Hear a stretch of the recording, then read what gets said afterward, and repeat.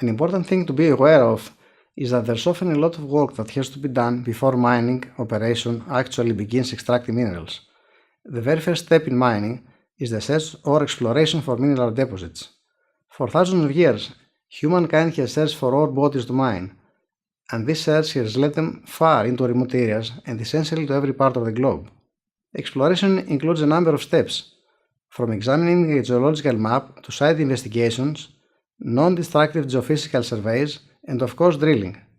These exploration activities may last years and cost millions, but even the very process of looking for things to mine also bears with it obvious environmental impacts that need consideration when viewing sustainability. After mineral exploration and drilling, and depending on the value of the minerals, a model of the subsurface is developed, and this model is used to figure out which parts are economically viable to mine. Then, a mine design and the plan to extract the minerals can be developed. Nowadays, the mine plan should meet all the three objectives of sustainability, that is, economic viability, environmental protection, and societal support. A mine can be deep underground with only small entrances from the surface when the deposit extends in great depth, or it can be open pit if the deposit is very close to or reaches the surface, and sometimes such mining pits are so big that can be seen from space. Such a large operation may of course have many potential impacts on ecological and hydrological systems and on the stability of the landforms. Because of this, the mine plan must also take into account issues like the protection of water resources, geotechnical stability, and so forth, and this needs to happen at the design stage.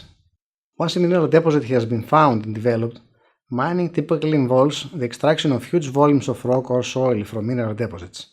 For example, in a large iron ore mine, annual production can total tens of millions of tons per year. The mineral we want will most often only comprise a tiny proportion of the rocks or ores that we dig up, so processes of crushing, milling, and concentration are then required. This processing aims to separate the valuable minerals from the waste materials. So after grinding and screening, which in essence is a sieving process, physical and physiochemical separation methods are applied based on differences in properties such as specific gravity, magnetism, color, etc. After processing, a concentrate where the valuable minerals are recovered is produced. Related to the fact that we often dig out huge volumes of ore and that only a small proportion of that may be the actual product that is sent away from the mine clearly can create a large footprint. If not properly planned and managed, a mine may create huge voids and large waste deposits.